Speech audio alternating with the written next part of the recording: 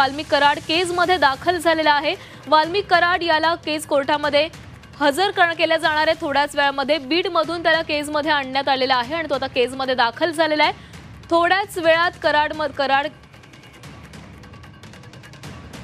थोड्याच वेळात वाल्मिक कराड याला केस कोर्टामध्ये हजर केले जाणार आहे।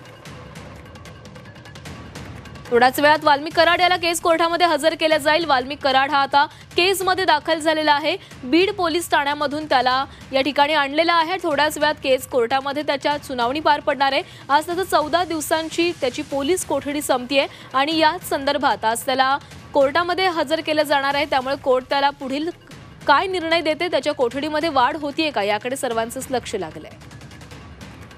तर या संदर्भात अधिक बोलूया आमचे प्रतिनिधी विष्णू बुर्गे यांच्यासोबत। विष्णू, वाल्मिक कराड हा केसमध्ये दाखल झालेला आहे आणि थोड्याच वेळात त्याला कोर्टात देखील हजर केलं जाईल। केसमध्ये दाखल झालेले आहेत। आता प्रक्रिया पूर्ण केल्या जातील आणि कोर्टासमोर हजर केलं जाईल। मेडिकल केलं जातं का हेही पाहणं महत्त्वाचं असणार आहे। खरं तर ज्यावेळेस 31 तारखेला केसमध्ये आणण्यात आलं त्यावेळेस पहिल्यांदा मेडिकल करण्यात आलं, त्यानंतर कोर्टासमोर हजर करण्यात आलं होतं। आज हीच प्रक्रिया पुन्हा राबवली जाते का? डॉक्टरांची टीम ही सकाळी जे आहे ती पोलीस स्टेशनमध्ये बीड त्या ठिकाणी कोठडीत होते त्या ठिकाणी गेलेली होती। त्या ठिकाणी चेकअप झालेला असेल तर थेट आता कोर्टात देखील नेलं जाऊ शकतं। दोन्ही प्रक्रिया आहेत। आता कुठली प्रक्रिया सीआयडी कडून कोठडी समोर हजर करण्या अगोदर केली जाते हेही पाहणं महत्त्वाचं आहे। केसमध्ये सध्या ते दाखल झालेले आहेत आणि थोड्याच वेळात कोर्टासमोर हजर केलं जाणार आहे।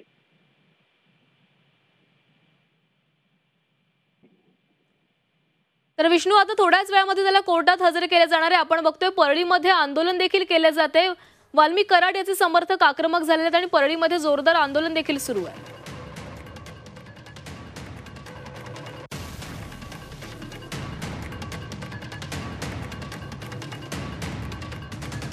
मात्र त्यांची कुजबूज करू होती।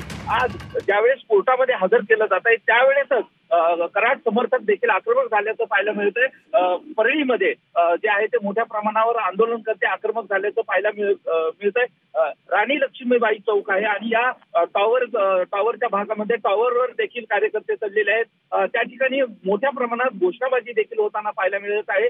एकूणच आज जरी जिल्हाधिकाऱ्यांनी जमावबंदीचे आदेश दिले असले तरी कराड समर्थक मात्र रस्त्यावर उतरल्याचं पाहायला मिळतंय।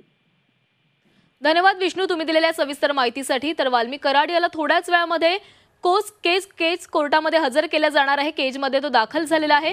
बीड पोलीस स्टेशनमधून त्याला केसमध्ये आणलेला आहे आणि थोड्याच वेळात त्याला कोर्टात हजर केले जातील। एका बाजूला आपण बघतोय की वाल्मिक कराड याचे समर्थक देखील आक्रमक झालेले आहेत, आंदोलन केलं जात आहे। दुसऱ्या बाजूला वाल्मिक कराड याला केसमध्ये आणण्यात आलेला आहे आणि कोर्टामध्ये हजर केले जाईल। त्याची 14 दिवसांची पोलीस कोठडी आज संपते आणि त्याच पार्श्वभूमीवर आज कोर्टामध्ये पुन्हा एकदा सुनावणी पार पडेल। त्यामुळे वाल्मिक कराडच्या कोठडीमध्ये पुन्हा एकदा वाढ होतीये का याकडे सर्वांचंच लक्ष लागलेलं आहे।